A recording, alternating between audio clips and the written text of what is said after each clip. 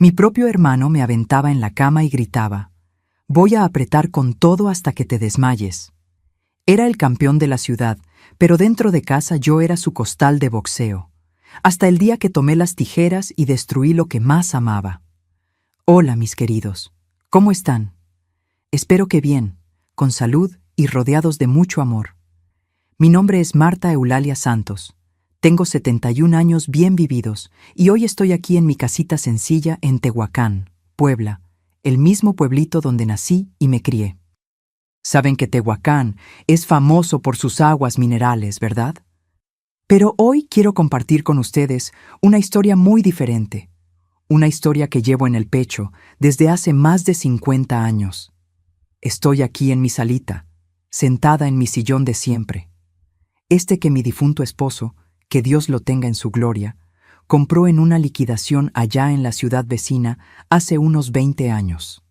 Está medio gastado, pero es mi compañero de todas las tardes. A mi lado tengo mi mesita con el bordado que estoy haciendo para mi nietecita, Isabela. Saben, mis queridos, descubrí el bordado ya grandecita, después de los 60, cuando me mudé de regreso para acá. Fue así. Cuando regresé a Tehuacán, después de décadas viviendo lejos, me sentía medio perdida, ¿saben? Los vecinos eran otros, las casas habían cambiado, hasta la placita central estaba diferente. Entonces, una vecina, doña Gertrudis, que Dios la bendiga, me vio medio tristecita en la ventana y vino a platicar. Trajo unas telas, hilos de colores y me dijo: «Marta, ven acá a aprender algo conmigo». Y fue así como descubrí que mis manos tenían habilidad para este arte. Hoy bordo manteles, trapos de cocina, fundas. Es una terapia, ¿saben? Cada puntada que doy es como si fuera una oración, un pensamiento bueno que va saliendo del corazón. La casa aquí es pequeñita, 2 cuartitos, una salita, cocina y un bañito. Pero tiene un portalito rico donde puse unas sillitas de plástico y planté unas flores. Tengo geranios, violetas y unas macetitas de hierbas, albahaca, hierbabuena, ruda. En la mañanita, cuando el sol todavía está fresquito, me quedo ahí regando y platicando con ellas. Mis hijos, tengo 3, todos ya casados y con sus vidas, siempre dicen: «Mamá, ¿usted habla con las plantas?» Y yo respondo: «¿Y quién dijo que ellas no escuchan?» Ahora, antes de continuar mi historia, quisiera hacerles un pedido especial a ustedes que me están viendo. Cuéntenme aquí en los comentarios de qué pueblito me están viendo y a qué horita del día encontraron este video. En la mañanita temprano con el cafecito, después de la comida o ya en la tardecita cuando el sol se está poniendo. Yo siempre leo todos los comentarios con mucho cariño y me da tanta alegría saber de dónde son y cuándo pueden sacar un tiempito del día para escuchar las historias de esta abuelita de Puebla. Cuéntenme, ¿sí? Vamos a crear una cadena de cariño de rincón en rincón de toda nuestra América Latina. Y si pueden, denle clic a ese botoncito de me gusta ahí abajo y suscríbanse al canal Memorias de las Abuelas. Esto ayuda mucho a esta abuelita a seguir contando estas historias que llevo en el corazón. Cada suscripción nueva es como un abrazo que recibo de ustedes. Bueno, ahora voy a contarles una historia que nunca le conté bien a nadie, ni a mis propios hijos. Es una historia que duele, pero que necesita ser contada. Una historia sobre cómo mi propio hermano casi me destroza, pero que al final me enseñó que a veces uno tiene que luchar de una manera que nadie espera. Es sobre el tiempo en que yo era solo una niña asustada, viviendo con miedo dentro de mi propia casa por culpa de alguien que debería protegerme. Yo nací aquí mismo en Tehuacán, el 15 de marzo de 1954, en una casita de adobe que quedaba en la calle de las Bugambilias. Hoy en día ni existe esa calle. Hicieron unas construcciones nuevas por ahí. Era una casa sencilla, de esas antiguas de pueblo, con 3 cuartitos pequeños. El cuarto de mis papás, otro cuartito que yo compartía con mi hermano Beto cuando éramos chiquitos, y la sala que también servía de cocina. El baño estaba allá hasta el fondo del patio, y para bañarse era en una tina grande de lámina que mi mamá calentaba agua en el fogón de leña. Mi papá se llamaba Baldomiro Santos. Todo el mundo lo conocía como Don Baldo, y trabajaba en la estación del ferrocarril de Tehuacán. En aquel tiempo, el tren todavía pasaba por aquí seguido, trayendo los turistas para las aguas medicinales de la ciudad. Papá era un hombre bajito, flaco, de pocas palabras, pero trabajador como pocos. Salía de madrugada, cuando todavía estaba oscuro, y solo regresaba al final de la tarde, siempre con ese olor a fierro y aceite de máquina pegado en la ropa. Mi mamá era Ivoneta Aparecida, pero todo el mundo le decía Doña Nena. Era lo opuesto de papá. Hablaba hasta por los codos, se reía fuerte y conocía a todo el mundo en el pueblo. Trabajaba haciendo costuras, arreglaba ropa, hacía vestidos para las muchachas que se iban a casar. Bordaba ajuares. Su máquina de coser hacía un ruidazo en la casa, ta ta ta, todo el día, y a mí me encantaba quedarme sentadita en el piso junto a ella, viendo cómo esos hilos de colores se volvían flores y dibujitos bonitos en las telas. Beto, Roberto Valdemar Santos, era 3 años mayor que yo. Cuando yo tenía como 5 añitos, él ya tenía 8 y era el consentido de todos.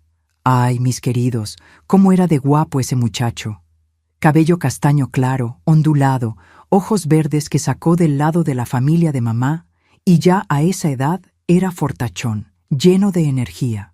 Papá siempre decía con orgullo, «Este muchacho va a ser alguien en la vida, ya verán». Y mamá se quedaba toda embobada. «Mi Betito lindo, mi campeoncito». Nuestra rutina era bien sencilla, como era costumbre de las familias humildes de aquella época aquí en Puebla. Despertábamos temprano, antes de que cantara el gallo. Yo ayudaba a mamá a prender el fuego en el fogón de leña, traer agua del pozo del vecino. Nuestra casa no tenía agua entubada, y preparar el desayuno, café de olla, pan casero que ella hacía toda la semana, a veces un quesito fresco que comprábamos en el rancho de don Antonio.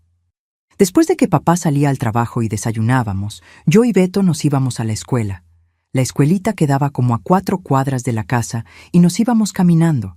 Yo siempre corriendo detrás de él, que caminaba rápido. Beto siempre fue popular en la escuela. Los niños querían ser sus amigos porque era fuerte y valiente, y las maestras lo querían porque era listo y sacaba buenas calificaciones. Yo, por otro lado, siempre fui más calladita, medio tímida. Me gustaba quedarme en mi rinconcito dibujando o jugando con las muñequitas de trapo que mamá me hacía con los retazos de las costuras. Tenía una muñeca que era mi preferida, la Rosita, hecha de una tela floreadita rosa con cabello de estambre amarillo. La llevaba para todos lados, platicaba con ella, le contaba todos mis secretos. Las tardes eran libres para jugar. Beto siempre estaba en medio de los niños de la calle, organizando fútbol, echando papalotes, inventando competencias. Yo prefería quedarme más cerca de casa, jugando a la comidita con las niñas vecinas, la Teresita, hija de doña Josefina de la casa de al lado, y la Marlene, que vivía 3 casas más abajo. Pero ya en esa época, cuando yo tenía unos 6, 7 años, empecé a notar unas cosas raras en mi hermano. Él siempre fue más grande y más fuerte que los otros niños, pero empezó a ponerse medio, ¿cómo les explico? Medio agresivo de más en los juegos. Cuando jugaba fut, siempre quería ganar, y si perdía, se enojaba de verdad. No era ese berrinche normal de niño, no. Era un coraje feo que dejaba a los otros chavos medio asustados. Y conmigo empezó a tener unos juegos raros. Recuerdo que una vez, yo debía tener como 7 años, me llamó al cuarto y dijo que me iba a enseñar lucha de indios. Me tiró en la cama y se quedó agarrándome fuerte de los brazos, pesado encima de mí, mientras yo le pedía que parara porque me estaba doliendo. Él se reía y decía, «No pares, debilucha, tienes que aprender a defenderte». Cuando logré salir de abajo de él, estaba toda morada de los brazos. Pero cuando le enseñé a mamá, ella solo dijo, «Ay, hija, es juego de hermanos. Tu hermano no lo hace con mala intención». Era siempre así. Cualquier cosa que yo me quejara de Beto, mamá y papá lo defendían. Es juego. Él te está enseñando a ser fuerte. Los hermanos son así. Y Beto se fue dando cuenta de que podía hacer lo que quisiera conmigo, que nadie le iba a regañar. Otro día que me marcó mucho fue cuando estaba jugando en el patio con mi Rosita. Beto llegó y me arrancó la muñeca de la mano, diciendo que iba a probar si era resistente.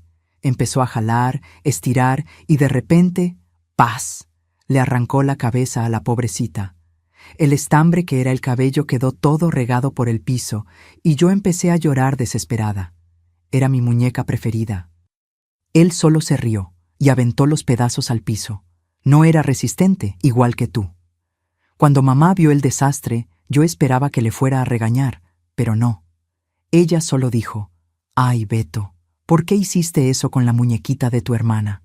Y él, con esa carita de ángel que sabía poner muy bien, respondió: «Perdón, mamá, fue sin querer, solo estaba jugando». Y ella: «Está bien, mijo, ve a jugar otra cosa». Nunca me dieron otra muñeca igual. Mamá dijo que no había dinero para comprar tela nueva solo para eso, que yo podía jugar con las otras muñequitas más chiquitas que tenía, pero nunca fue lo mismo. Y así fue pasando mi infancia aquí en Tehuacán. Los recuerdos bonitos se mezclaban con esos momentos raros que en ese tiempo yo no entendía bien. Yo solo sabía que mi hermano, al que todo el mundo admiraba, que era guapo, inteligente y fuerte, a veces hacía cosas conmigo que me daban miedo. Pero en aquel tiempo, los niños no cuestionaban a los adultos. Y si mamá y papá decían que era normal, entonces debía ser normal, ¿no? Al menos eso era lo que yo trataba de creer mientras crecía en esa casita de la calle de las Bugambilias, sin saber que lo peor todavía estaba por venir.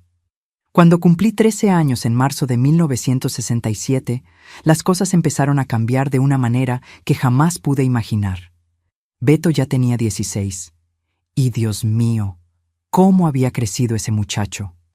Se estaba volviendo un hombre de verdad, alto, ancho, con esos músculos que parecían crecer de una semana para otra.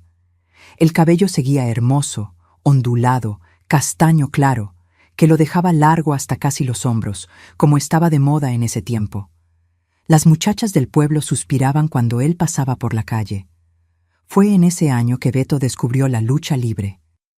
Había llegado a Tehuacán un hombre llamado Maestro Osvaldo, venido de la Ciudad de México, que montó una especie de gimnasio en una bodega alquilada cerca de la estación del tren.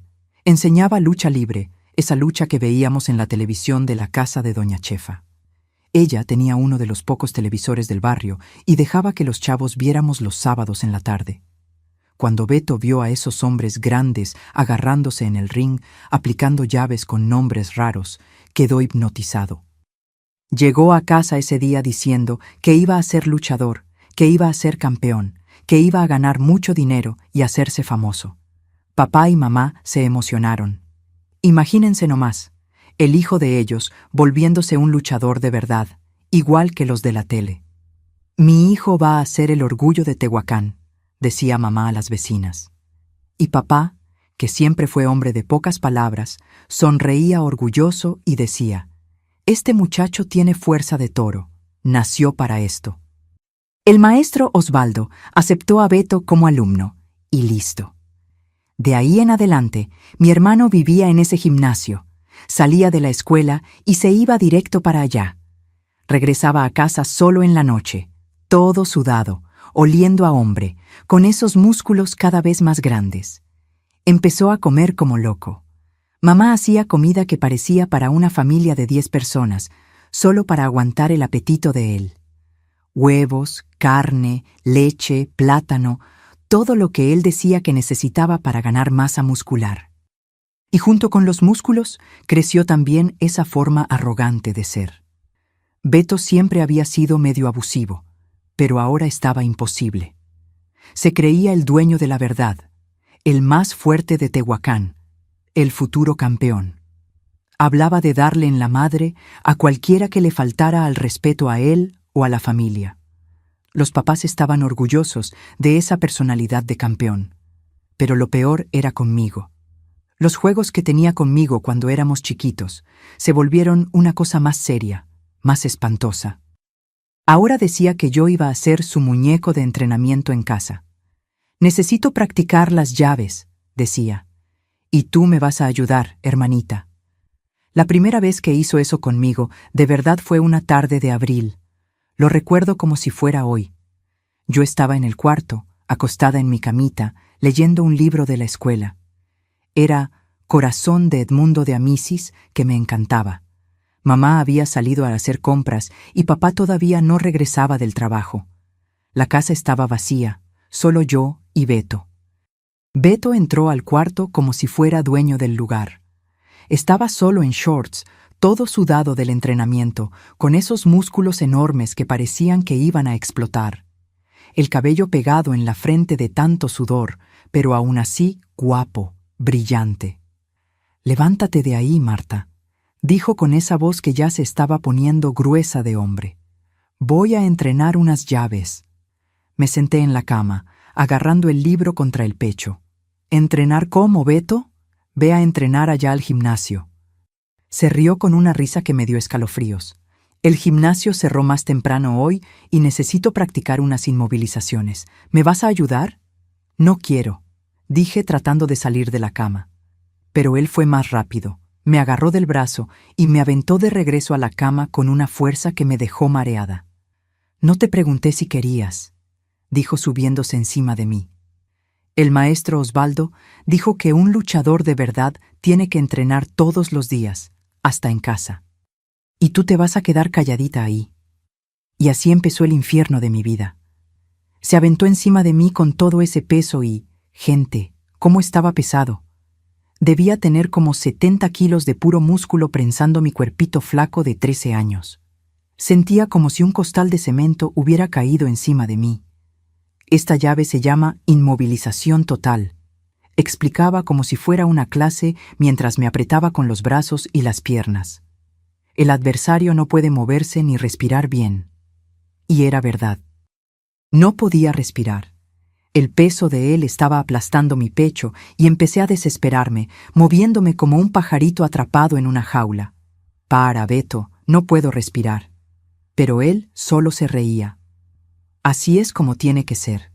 El maestro Osvaldo dijo que la llave solo está bien cuando el otro se queda sin aire.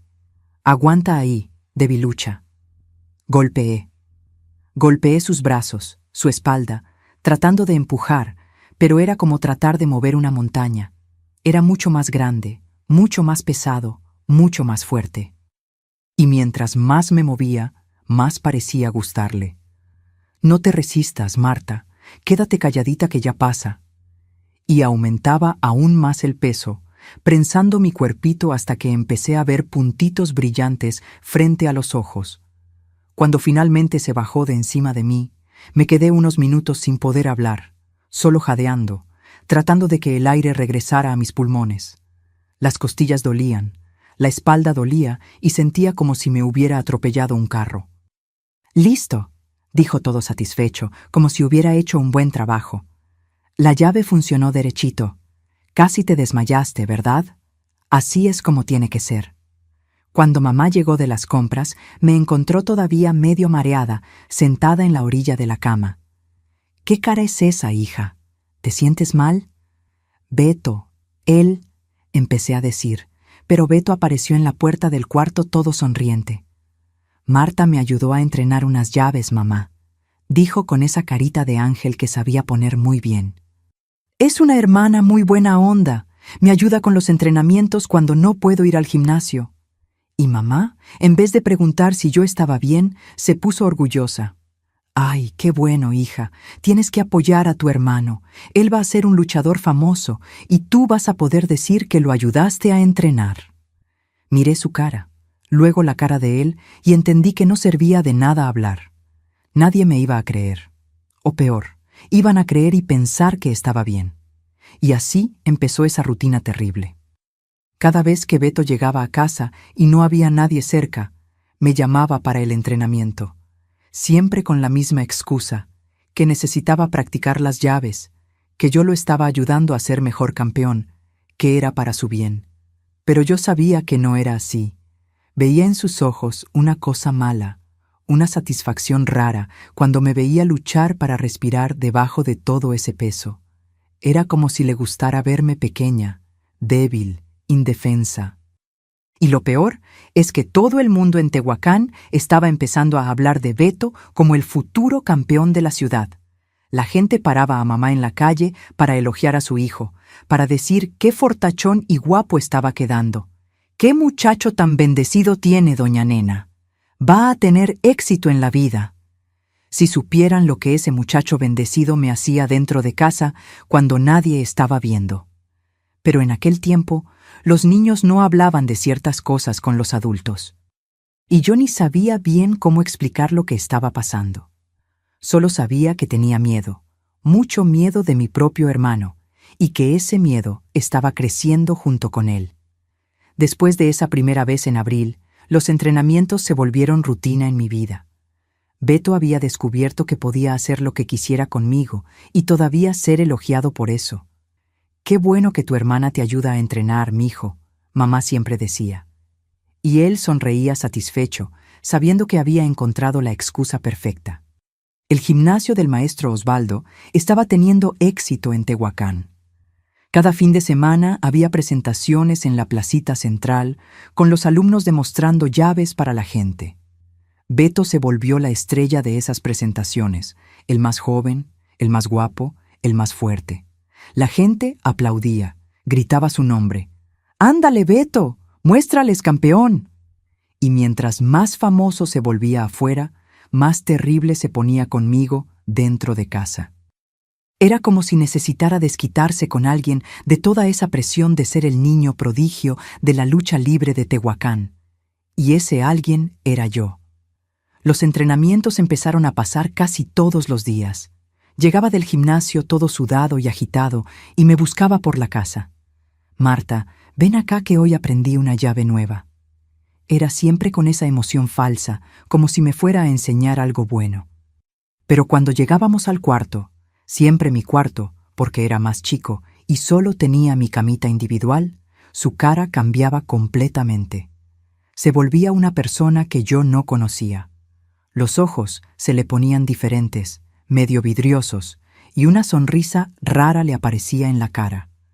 «Esta llave que aprendí hoy se llama presión en el tórax», me explicó una tarde de mayo mientras me empujaba hacia la cama.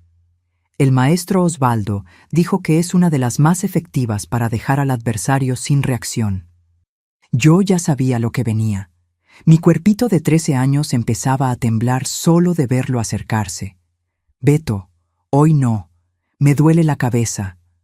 «Dolor de cabeza no tiene nada que ver con entrenamiento de lucha», dijo ya subiéndose a la cama. «Deja las mañas y quédate calladita ahí». El peso de él había aumentado todavía más. El maestro Osvaldo lo estaba haciendo comer proteína, tomar vitaminas, hacer ejercicios específicos para ganar masa muscular. Debía estar como en 75 kilos en esa época, tal vez 80, todo músculo sólido, pesado, y yo era una niña flaquita de 40 y poquitos kilos toda mojada. Cuando se aventaba encima de mí, sentía como si el mundo entero se estuviera derrumbando en mi pecho. La cama rechinaba, se hundía con el peso de los dos, pero principalmente el de él. Se posicionaba de una manera que todo ese peso se concentraba en mi tórax, en mis pulmones. El secreto, hablaba como si estuviera dando una clase, es distribuir el peso justito para que la persona no pueda expandir el pecho. Así, ¿ves? Y apretaba más todavía, dejándome sin aire. Yo me movía, trataba de empujar, pero era como una hormiguita tratando de mover una piedra. Él solo se reía de mi lucha desesperada. «Eso, muévete». Así es como el adversario real va a hacer también. Mientras más te mueves, mejor entreno yo. Las costillas empezaron a doler constantemente. Despertaba en la mañana con dolor y me dormía con dolor. Cuando respiraba hondo, sentía una punzada aguda del lado izquierdo. Mamá preguntó una vez, «¿Por qué siempre andas con la mano en el pecho, hija?» Y yo, como siempre, no supe explicar. «Ah, han de ser gases», inventé. Pero lo peor no era ni el dolor físico, era la humillación. Beto empezó a decir cosas horribles mientras me inmovilizaba. «Eres tan debilucha, Marta», susurraba cerca de mi oído con ese aliento caliente y apestoso a sudor. «Tan chiquitita como un pajarito que se cayó del nido». Y cuando empezaba a ponerme morada de tanto no poder respirar, Cuando los puntitos brillantes aparecían en mi visión y sentía que me iba a desmayar, se emocionaba. «Listo, la llave funcionó. Mira nomás, ya te estás desmayando». El maestro Osvaldo se pondría orgulloso. Hubo una vez, a finales de junio, que se pasó tanto que realmente me desmayé. Cuando desperté, estaba sola en el cuarto, mareada, con sabor a sangre en la boca. Me había mordido la lengua. Beto ya no estaba. Lo escuché en la sala platicando con mamá como si nada hubiera pasado. «Ay, mamá, Marta me estaba ayudando con unos ejercicios aquí, pero se cansó y se fue a descansar». Empecé a tener pesadillas terribles. Soñaba que estaba siendo aplastada por una montaña, que no podía respirar, que gritaba por ayuda, pero nadie escuchaba. Despertaba a medianoche, jadeando, sudada, mirando hacia su cuarto para asegurarme de que no estaba ahí. Y durante el día vivía con miedo. Miedo de quedarme sola en casa, miedo de escucharlo llegar del gimnasio, miedo hasta del ruido de sus pasos en el piso de madera de nuestra casa. Cuando escuchaba tum, tum, tum, el sonido pesado de sus botas, mi corazón se disparaba. Traté de platicar con mamá algunas veces, pero sin saber bien cómo explicar. «Mamá, no me gustan los entrenamientos que hace Beto conmigo», pero ella siempre cortaba. «Ay, hija, qué tontería. Tu hermano te está enseñando a ser fuerte. Es para tu propia protección, y además tienes que ayudarlo a realizar su sueño de ser campeón». ¿Y papá? Papá estaba más orgulloso de Beto que nunca. Todas las noches, cuando llegaba del trabajo, quería oír las novedades del gimnasio. «¿Y cómo estuvo el entrenamiento hoy, campeón?» Y Beto, todo sonriente, contaba de las llaves nuevas que había aprendido, de las competencias que el maestro Osvaldo estaba organizando. «En septiembre va a haber un campeonato en Puebla Capital», Beto anunció en una de esas pláticas. «El maestro Osvaldo dijo que tengo chances reales de ganar. Voy a representar a Tehuacán». Todo el pueblo se emocionó con la noticia. El presidente municipal dijo que iba a dar una ayuda de dinero para que Beto fuera a competir. La iglesia hizo una rifa para juntar dinero para el pasaje y el hospedaje. Todo el mundo decía: «Nuestro muchacho va a poner a Tehuacán en el mapa». Y mientras más famoso se volvía, más intensos se volvían los entrenamientos conmigo. Era como si estuviera guardando toda la agresividad para descargarla en mí. «Necesito entrenar más pesado», decía. «La competencia se acerca y no puedo aflojarle». Empecé a inventar excusas para no quedarme sola con él. Decía que iba a casa de Teresita, que tenía tarea, que mamá me había pedido que la ayudara con algo. Pero siempre llegaba una hora en que me acorralaba. «Andas evitándome, hermanita», dijo una tarde, bloqueando la puerta del cuarto cuando traté de pasar. «Esa no es forma de ayudar al hermano. ¿No quieres que gane la competencia?». Era siempre así. Convertía mi resistencia en una traición a la familia, una deslealtad a su sueño. Y como yo era solo una niña de 13 años, sin conocimiento, sin apoyo, terminaba cediendo siempre.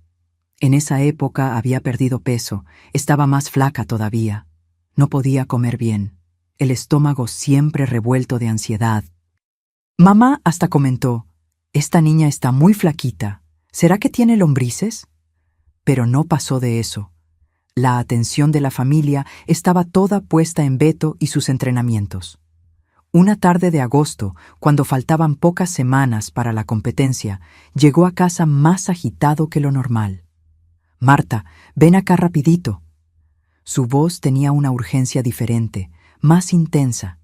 Cuando llegamos al cuarto, estaba sudando más que de costumbre, con los ojos brillando de una forma rara.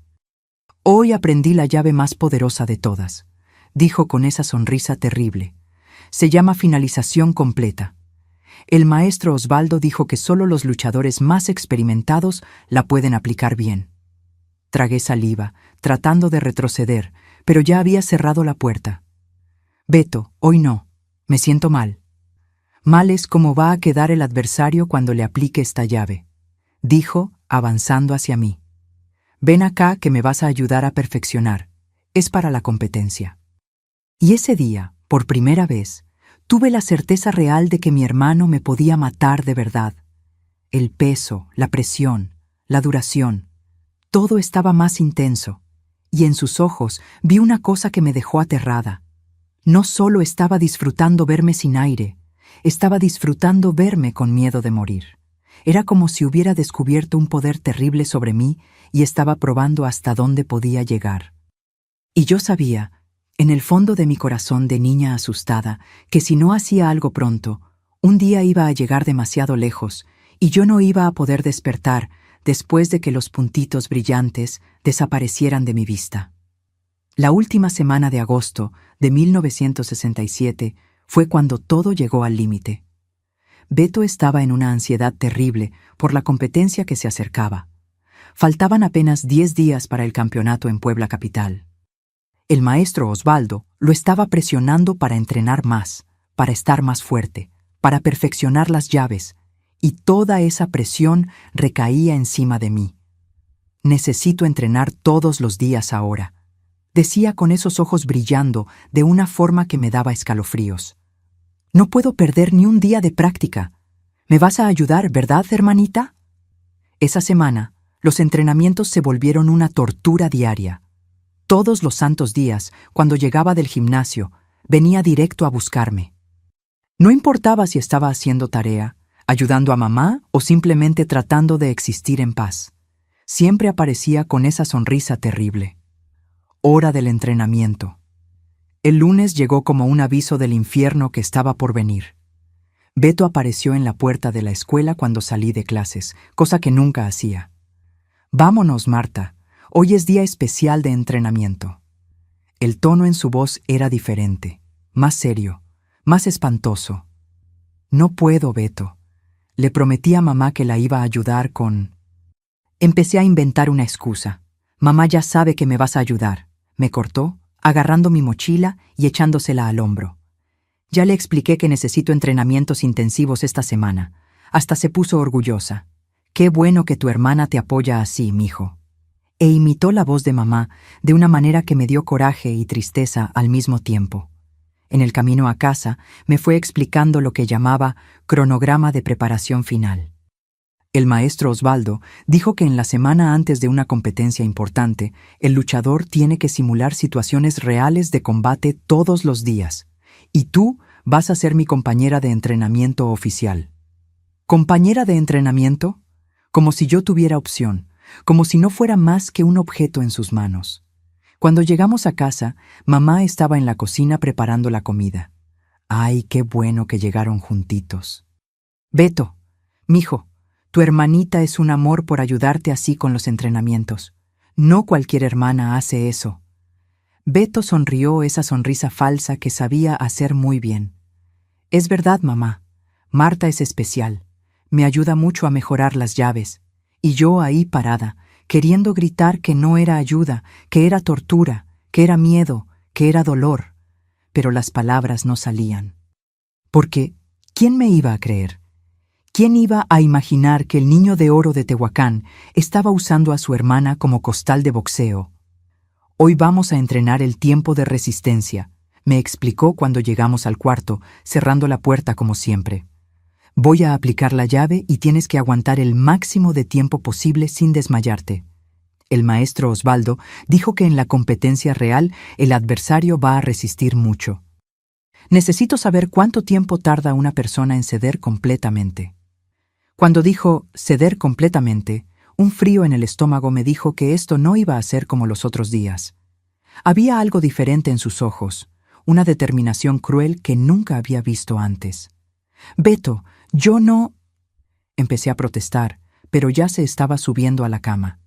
«Nada de no, Marta. Hoy es en serio. Voy a cronometrar bien». Y mostró el reloj que papá le había regalado en su cumpleaños. «Vamos a ver cuánto aguantas antes de desmayarte». El peso de él ese día estaba aún más aplastante. Debía haber ganado más músculo, más densidad. Cuando se aventó encima de mí, sentí como si un camión hubiera pasado por encima de mi pecho. La cama gimió, se hundió y me sentí siendo tragada por el colchón. «Cronómetro activado», anunció como si fuera un técnico deportivo. «Vamos a ver tu resistencia real». Y empezó la presión. Pero no era como las otras veces. Estaba siendo científico, metódico. Aplicaba el peso, esperaba a que empezara a moverme, aliviaba un poquito para que no me desmayara, después aumentaba de nuevo. Era como si estuviera probando exactamente dónde estaba mi límite. 30 segundos, ya te estás poniendo morada. 45 segundos. Ah, mira, empezaste a temblar. 1 minuto, los ojitos se están volteando. Narraba mi agonía como si fuera un experimento científico, y lo más terrible, podía oír en su voz que estaba disfrutando. No era solo entrenamiento, era placer. Placer en verme luchando para respirar, para no morir. 1 minuto y 20, interesante. Estás durando más que la semana pasada. Debes estar volviéndote más resistente.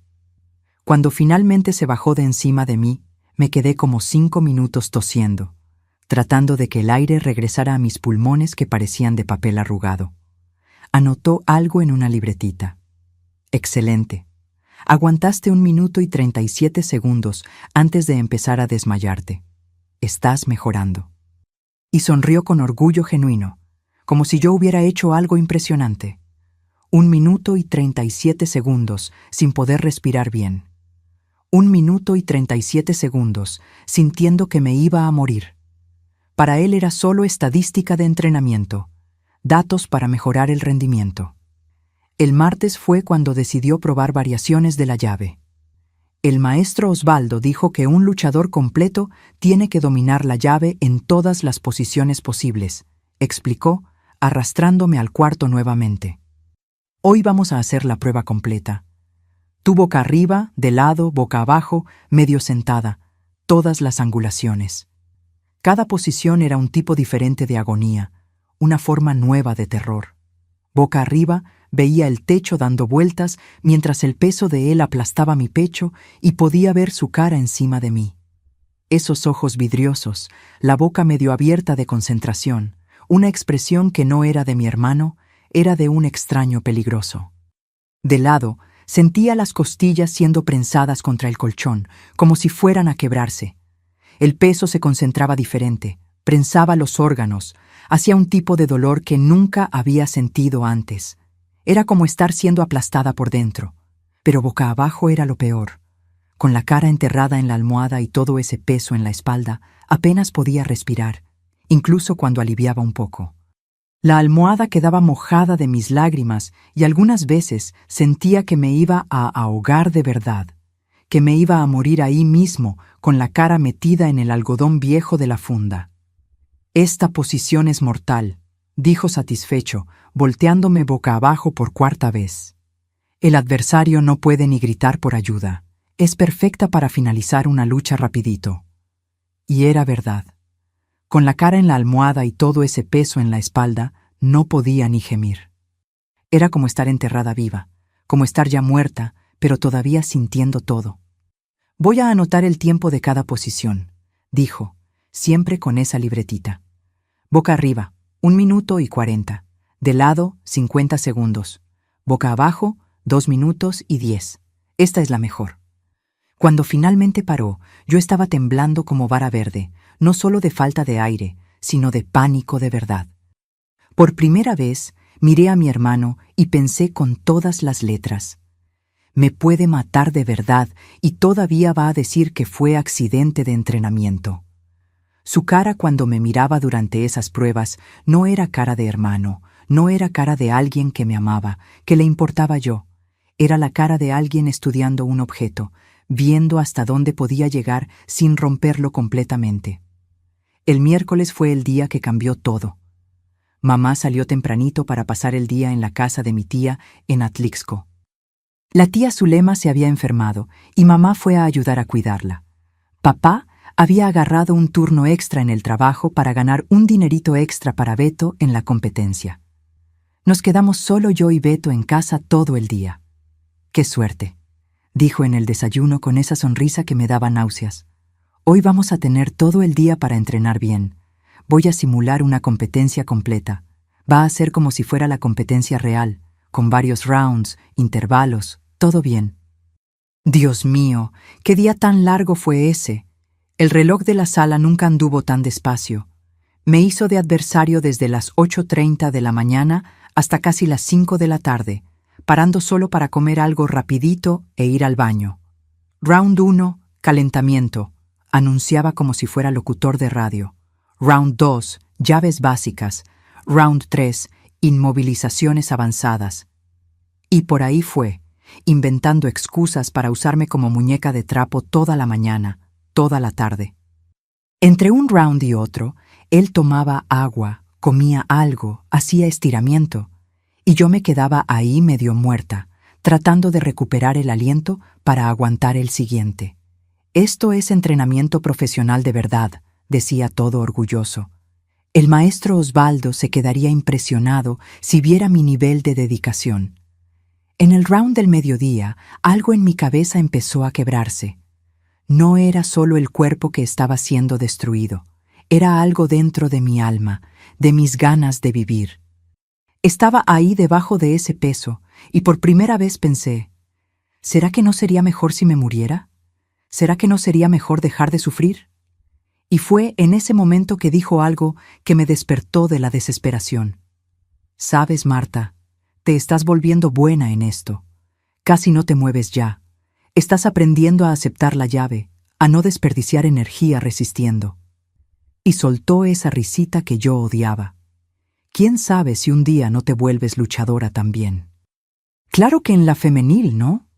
Sería divertido luchar contra ti de verdad en un ring. Sería interesante ver hasta dónde llegas antes de quebrarte completamente. La frialdad en su voz, la forma en que habló de lastimarme como si fuera una diversión, como si fuera un experimento interesante. En ese momento, incluso con la mente medio nublada por la falta de aire, tuve una certeza cristalina. Mi hermano ya no era mi hermano. Era un monstruo que estaba usando mi cuerpo para satisfacer algo enfermo, algo podrido que había crecido dentro de él. Y peor, estaba disfrutando, no solo de lastimarme, sino de verme perdiendo las ganas de resistir. Era como si quisiera quebrarme por completo, volverme una muñeca que ni reaccionaba ya. En el round final de la tarde, ya eran casi las 5, dijo, voy a aplicar mi llave secreta, la que creé solo, basada en todo lo que aprendí. La voy a llamar Finalización Tehuacán. Va a ser mi arma secreta en la competencia. La llave secreta fue la cosa más terrible que me había hecho. Me prensó de una forma que concentraba todo el peso en mis pulmones, pero al mismo tiempo atrapaba mis brazos y piernas de una manera que no podía ni moverme para tratar de resistir. Era una inmovilización total, completa. La belleza de esta llave, explicaba mientras sentía la vida huyendo de mí, es que el adversario queda totalmente indefenso. No puede moverse, no puede respirar, no puede hacer nada, solo esperar a que la conciencia se vaya. Y fue exactamente eso lo que pasó. Sentí mi conciencia alejándose, como si estuviera flotando lejos de mi propio cuerpo. Veía todo desde arriba, mi cuerpito flaco debajo de ese peso enorme, mi cara morada, mis ojos volteados. Y pensé con una calma extraña, ¿así es como voy a morir? A los 13 años, en mi propio cuarto, por mi propio hermano. Cuando desperté, estaba sola en el cuarto. La casa estaba en silencio. Miré el reloj. Eran casi las 6 de la tarde. Había estado inconsciente por más de 1 hora. Beto ni se había quedado para ver si estaba viva. Simplemente terminó el entrenamiento y se fue a hacer otra cosa. Me levanté despacio, mareada, con sabor a sangre en la boca. Me había mordido la lengua, y la almohada estaba manchada de una mezcla de sangre y saliva. Las costillas dolían tanto que apenas podía respirar bien. Y cuando me miré en el espejito chico que había en la pared, casi no me reconocí. Estaba demasiado flaca, con ojeras profundas, los labios todavía medio morados, el cuello con marcas rojas. No parecía una niña de 13 años. Parecía un fantasma, una sombra de lo que era antes. Fue en ese momento que escuché a Beto en la sala, platicando por teléfono con alguien, probablemente el maestro Osvaldo. Entrené todo el día hoy, maestro. Probé mi llave nueva varias veces. Estoy confiado para la competencia.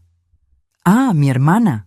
Ella está bien, me ayudó mucho. Es una compañera de entrenamiento muy buena. Nunca se queja. Nunca me quejaba, porque no podía quejarme, porque nadie me iba a creer, porque era solo una niña asustada en una familia que solo veía al hijo campeón. El jueves fue cuando intenté, por última vez, evitar quedarme sola con él. Pasé todo el día en la casa de Teresita. Inventé que tenía que ayudar a doña Josefina con una limpieza general, con organizar los armarios, cualquier cosa que justificara que no regresara a casa hasta la noche. La casa de Teresita era chiquita y sencilla como la nuestra, pero era un refugio. Ahí podía respirar bien, reírme de las tonterías que ella decía, jugar con las muñecas sin miedo. Por unas horas podía olvidar que había un monstruo esperándome en casa. «Andas medio rara, Marta», comentó Teresita mientras jugábamos en su patio. Más calladita, más tristona. ¿Pasó algo? Por un momento pensé en contarle todo, pero ¿cómo explicar? ¿Cómo decir que mi propio hermano, el orgullo de la ciudad, me estaba usando como muñeca de entrenamiento? ¿Cómo decir que disfrutaba verme casi muriendo? Es que mi hermano anda muy nervioso por la competencia, fue todo lo que pude decir. Y cuando está nervioso, se pone más enojón. Ah, ya sé, dijo sin entender la gravedad. Los hermanos mayores son así, ¿no? El mío también se pone insoportable cuando está preocupado por algo. Si ella supiera qué tipo de insoportable era el mío. Cuando regresé a casa en la noche, Beto me estaba esperando en el portal, sentado en la mecedora de papá. En la oscuridad, con esa figura grande e inmóvil, parecía una estatua amenazadora. «¿Dónde anduviste todo el día?», preguntó con esa voz baja que significaba peligro.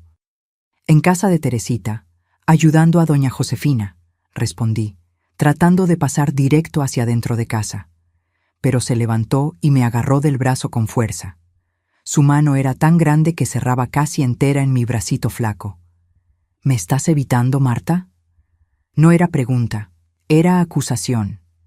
Esa no es forma de tratar al hermano, principalmente ahora que faltan solo 5 días para la competencia más importante de mi vida. «Beto, yo solo estabas huyendo de tus deberes de hermana», me cortó, jalándome hacia el pasillo. «Prometiste ayudarme a entrenar, prometiste apoyarme, y ahora andas huyendo como una niña caprichosa». «Yo no prometí nada de eso», murmuré más para mí misma que para él. Pero escuchó, y su cara cambió completamente. Se puso oscura, peligrosa, como si hubiera dicho la peor ofensa posible. «¿No prometiste?», repitió con esa voz baja y amenazadora. «¿Entonces no quieres que gane la competencia? ¿No quieres que traiga orgullo para la familia? ¿No quieres que papá y mamá estén orgullosos?» Y ahí, en ese pasillo oscuro, con él agarrándome demasiado fuerte, entendí que no había salida. Cualquier resistencia mía era transformada en traición a la familia, en egoísmo, en falta de apoyo a su sueño. «¿Me vas a ayudar a entrenar ahora?», dijo, empujándome hacia mi cuarto. «Y va a ser un entrenamiento pesado para compensar el día perdido. Para que aprendas a no abandonarme cuando más te necesito». Y fue el entrenamiento más pesado, más violento, más cruel hasta ese momento. Estaba nervioso, ansioso y descargó todo encima de mí. Aplicó llave tras llave, volteándome de un lado para otro en la cama, como si fuera un costal de arena que podía golpear y patear a su antojo. «La competencia va a estar difícil», refunfuñaba mientras me apretaba por 5ª vez seguida. «Hay tipos de la Ciudad de México, de Guadalajara, de Puebla mismo, todos más experimentados que yo, con más tiempo de entrenamiento. Necesito estar perfecto. Necesito que mis llaves sean letales». Y mientras más nervioso se ponía hablando de la competencia, más violentos se volvían los entrenamientos. En un momento me prensó con tanta fuerza que sentí algo tronar del lado izquierdo del pecho. El dolor fue tan fuerte, tan agudo, que grité. Un grito ahogado, porque apenas podía respirar, pero que salió del fondo del alma. «Cállate», susurró, tapándome la boca con su mano grande y sudada. La mano sabía a sal y sudor, un sabor amargo que me dio náuseas. ¿Quieres despertar a todo el vecindario? ¿Vas a decir qué? ¿Que te estoy lastimando? ¿Quién te va a creer? Todo el mundo sabe que me ayudas a entrenar. Todo el mundo sabe que eres la hermana más apoyadora del mundo. Y ahí, con su mano tapando mi boca, con ese peso aplastando mi pecho, con la costilla o lo que fuera latiendo de dolor, tuve una visión clara, cristalina, de mi futuro. O hacía algo para parar esto en los próximos días, o un día me iba a matar de verdad. No iba a ser por maldad, iba a ser por accidente, por descuido, por estar muy concentrado en el entrenamiento. Y todo el mundo iba a decir, ¡qué tragedia! La niña que tanto quería ayudar a su hermano a ser campeón. ¡Qué accidente tan terrible durante un entrenamiento! Y Beto. Beto iba a fingir que estaba destrozado. Iba a llorar en el entierro. Iba a decirle a todo el mundo qué hermana tan especial era yo, cómo había muerto haciendo lo que amaba, ayudándolo a realizar su sueño. Y hasta se iba a volver una historia bonita, una leyenda local. La niña que murió apoyando a su hermano luchador. Cuando finalmente se bajó de encima de mí esa noche, me quedé mucho tiempo acostada en la oscuridad, sintiendo el dolor en el pecho, escuchándolo lavarse los dientes en el baño, escuchándolo irse a su cuarto y acostarse. Y fue ahí que empecé a planear de verdad. Ya no era una fantasía de niña asustada. Era un plan real, concreto, desesperado. Me quedé ahí en la oscuridad de mi cuarto, oyéndolo roncar en el cuarto de al lado y pensando en qué podía hacer. No podía enfrentarlo con fuerza. Él tenía 3 veces mi peso y estaba entrenado para luchar. No podía contarles a los papás. Ya había intentado y nunca me creyeron.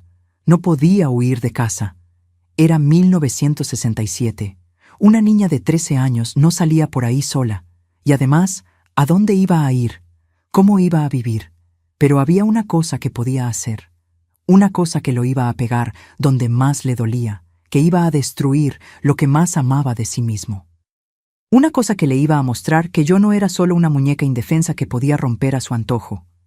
El cabello. Siempre el cabello. Todos los días, religiosamente después del baño, Beto se quedaba como 20 minutos en el baño peinando, echándose brillantina, arreglando cada mechón de esa melena dorada. Tenía varios peines, diferentes tipos de pomada, hasta un cepillo especial que le había pedido a papá que comprara en Puebla. Mi cabello es mi marca registrada, siempre decía, admirando el reflejo en el espejito del baño. Es lo que me diferencia de los otros luchadores. Cuando entre al ring, todo el mundo va a recordar al León de Tehuacán por el cabello. ¿León de Tehuacán? Así es como quería ser conocido, por la melena dorada, ondulada, que se movía cuando se movía en el ring del gimnasio.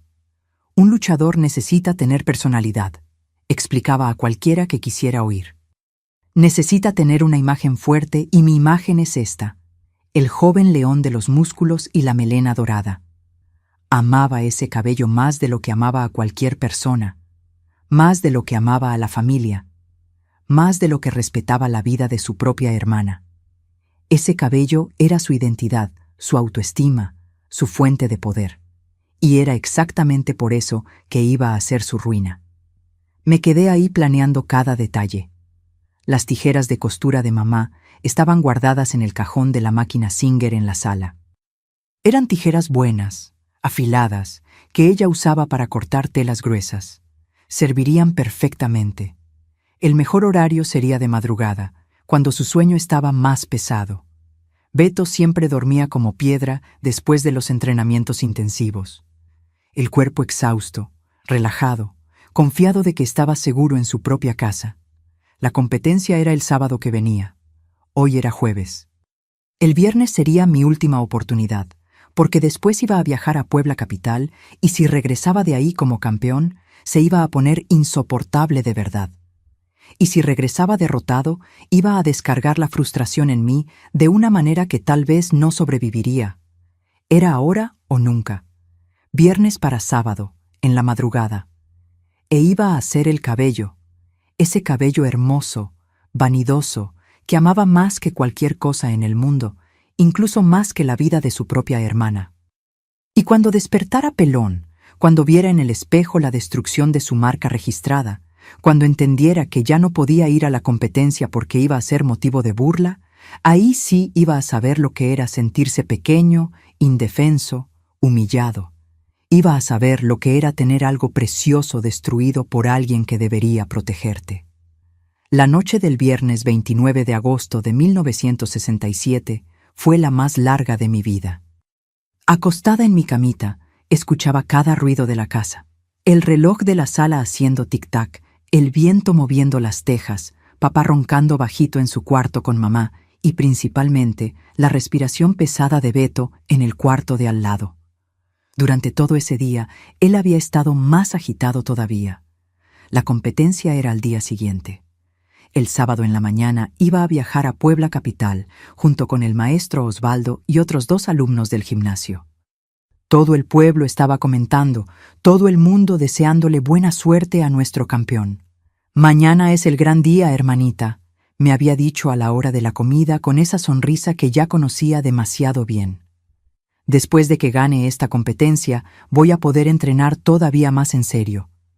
¿Quién sabe si no abro mi propio gimnasio aquí en Tehuacán, no?»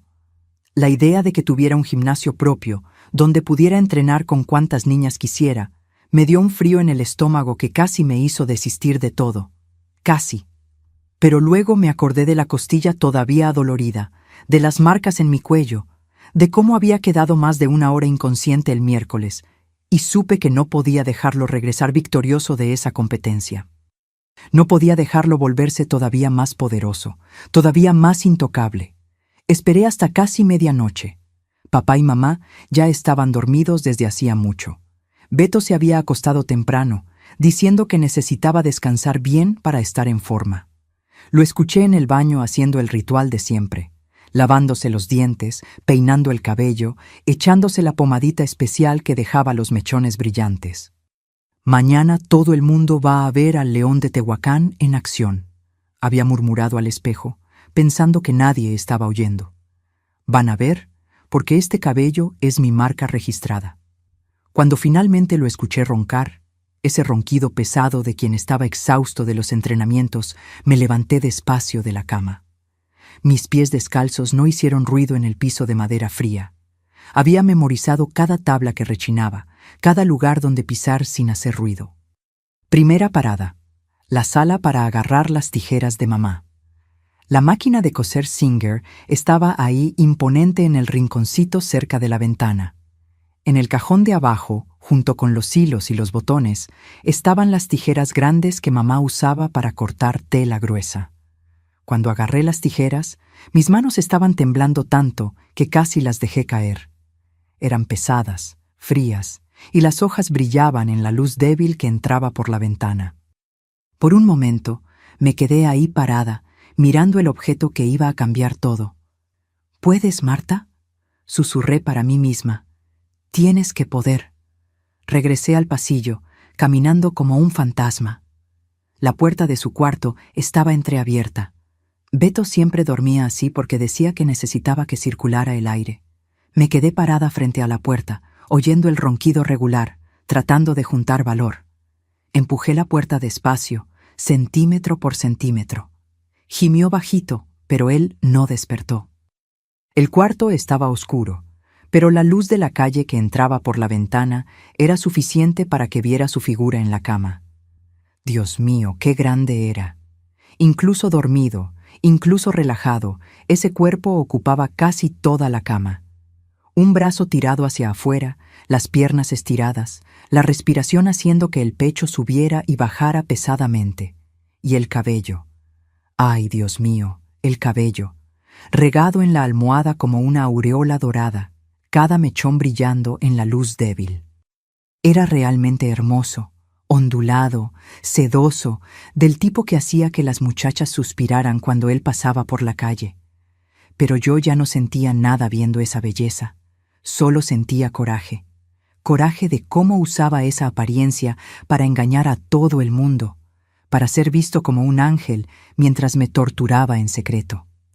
Me acerqué a la cama agarrando las tijeras con las 2 manos para que no temblaran tanto. Estaba durmiendo de lado, con la cara volteada hacia la pared, dejando la nuca y los lados del cabello bien expuestos. Respiré hondo y posicioné las tijeras en la base del cabello, bien cerca del cuello. El primer mechón que corté era grueso, pesado. El sonido de las tijeras cortando fue más fuerte de lo que esperaba. Un crack que pareció hacer eco en todo el cuarto. Beto se movió, murmuró algo incomprensible, pero no despertó. El corazón me latía tan fuerte que lo sentía en la garganta, pero continué. Mechón por mechón, fui cortando todo. No era un corte cuidadoso, no era para que quedara bonito, era para destruir. Cortaba bien cortito en algunos lugares, dejaba mechones desiguales en otros. En algunos puntos, corté hasta casi el cuero cabelludo. Conforme iba cortando, una sensación extraña me iba tomando. No era solo venganza, era poder. Por primera vez en mucho tiempo, yo estaba en control. Yo estaba haciendo algo importante, algo que iba a cambiar todo. Los mechones caían en la almohada, en el piso, en mi camisón. Cabello dorado por todos lados, como si hubiera matado un animal de pelaje bonito. Y de cierta forma, era eso mismo lo que estaba haciendo. Matando al león de Tehuacán. Cuando terminé con el cabello de la cabeza, miré esas cejas gruesas, bien dibujadas, que completaban su belleza masculina. ¿Por qué parar solo en el cabello?, pensé. Y corté las cejas también, dejando apenas unos mechoncitos raros, desiguales, que le daban un aspecto bizarro a su cara. El resultado fue devastador. La cabeza que antes tenía una melena hermosa, ahora parecía la de un enfermo, alguien que había pasado por alguna tragedia. Mechones parados para un lado y para otro, fallas enormes donde aparecía el cuero cabelludo rosado, marcas extrañas donde había cortado muy hondo. Junté el máximo de cabello cortado que pude y lo llevé a la cocina. Prendí el fuego en el fogón de leña y lo eché todo ahí adentro. El olor a cabello quemado subió por la chimenea, un olor fuerte, medio dulce, que se quedó pegado en mis narices. Lavé las tijeras en la pila y las guardé de regreso en el cajón de la máquina de coser. Regresé a mi cuarto y fingí que estaba durmiendo, pero en realidad me quedé ahí acostada esperando el momento en que fuera a despertar. Debían ser como las 6 de la mañana cuando lo escuché moverse. Primero fueron los ruidos normales de quien está despertando: bostezo, estiramiento, los pies tocando el piso. Después lo escuché caminando hacia el baño. Y entonces, ¡ay!, su grito hizo eco por toda la casa, un grito de desesperación y horror que hasta los vecinos despertaron. Era un grito que no parecía humano, parecía de un animal herido, traicionado, destruido. ¡Mi cabello! ¡Mi cabello! ¿Quién me hizo esto? Lo escuché corriendo por el pasillo, golpeando las puertas, gritando como loco. ¿Qué está pasando, muchacho?, papá gritó todavía medio dormido. Pero cuando vieron a Beto ahí en el pasillo, con esa cabeza bizarra, con esos mechones raros parados para todos lados, hasta ellos se quedaron sin palabras. Mi hijo, mamá balbuceó, llevándose la mano a la boca. ¿Qué? ¿Cómo? Alguien me cortó el cabello, gritó con lágrimas bajándole por la cara. Alguien entró a mi cuarto y destruyó todo. Destruyó mi vida. Fue en ese momento que fingí despertar, saliendo de mi cuarto, tallándome los ojos, como si todo ese ruido me hubiera sacado del sueño. ¿Qué está pasando?, pregunté con la voz más inocente que pude hacer. Cuando Beto me vio, los ojos se le llenaron de una furia asesina. ¿Fuiste tú?, gritó, avanzando hacia mí. Solo pudiste haber sido tú, maldita. Pero papá lo agarró del brazo. Cálmate, muchacho. No puede haber sido tu hermana, mírala. ¿Cómo iba a poder hacer eso sin que despertaras? Y era verdad. Yo era tan chiquita, tan flaquita, que realmente parecía imposible que yo hubiera logrado hacer aquello. La propia diferencia de tamaño entre nosotros dos trabajaba a mi favor ahora. Pero... Beto tartamudeó, mirándome a mí, luego a los papás, tratando de procesar lo que había pasado. Pero, ¿quién? ¿Cómo? Ha de haber sido algún ladrón, dijo mamá todavía en shock. Alguien que entró de noche, que quién sabe, quería humillarte antes de la competencia. ¿La competencia?, gritó, como si solo en ese momento se hubiera acordado. No puedo ir a la competencia así. Todo el mundo se va a burlar de mí. Voy a ser motivo de risa. Y se derrumbó. Literalmente se derrumbó. Ese hombrón de casi 80 kilos se tiró en el piso del pasillo y empezó a llorar como niño chiquito. Sollozos fuertes, desesperados, de quien había perdido lo más importante de la vida. Mi cabello, mi marca registrada, mi león de Tehuacán, lloraba, pasándose las manos por la cabeza destrozada. ¿Cómo voy a competir así? ¿Cómo voy a aparecer en el pueblo así? Papá intentó consolarlo. Hijo, el cabello crece. En unos meses ya vas a... ¡Unos meses!, Beto gritó. Perdí la única oportunidad de mi vida. La competencia es hoy. El maestro Osvaldo me está esperando y yo voy a aparecer ahí. ¿Cómo? ¿Como un payaso? Y mientras más lloraba, más sentía yo una satisfacción extraña creciendo dentro de mí. Finalmente se estaba sintiendo pequeño, humillado, destruido, igual que me hacía sentir a mí todos los días. No voy, dijo de repente, con una voz derrotada. No voy a la competencia. No puedo aparecer así frente a todo el mundo. Mamá intentó argumentar. Pero hijo, entrenaste tanto. No puedes desistir por... ¿Por qué?, explotó. Mírame, mira lo que me hicieron. ¿Cómo voy a subir a un ring así? Y realmente, viéndolo ahí con esa cabeza bizarra, esas cejas ridículas, era imposible imaginarlo en un ring. Él que siempre fue tan vanidoso, tan preocupado por la apariencia. ¿Cómo iba a soportar ser visto así por cientos de personas? A las 8 de la mañana, cuando el maestro Osvaldo llegó a buscarlo, Beto ni quiso salir del cuarto. Papá tuvo que ir a la puerta a explicar que había habido un accidente y que Beto no podría participar en la competencia. ¿Qué tipo de accidente?, el maestro preguntó preocupado. Complicado de explicar, papá tartamudeó. Pero el muchacho no puede competir hoy. Disculpas por todo el problema. El maestro se fue contrariado, llevándose solo a los otros 2 alumnos, y todo Tehuacán se enteró ese mismo día de que el futuro campeón no había aparecido en la competencia. Las especulaciones corrieron por todos lados, que se había enfermado, que se había lastimado en el entrenamiento, que le había dado miedo. Pero nadie supo la verdad real, que el león de Tehuacán había sido rapado por su propia hermanita. Beto pasó todo el día encerrado en el cuarto, negándose a comer, a hablar con cualquier persona. De vez en cuando lo escuchaba llorando bajito, como si estuviera de luto, y yo pasé el día más tranquila que había pasado en meses. Por primera vez en mucho tiempo pude andar por la casa sin miedo.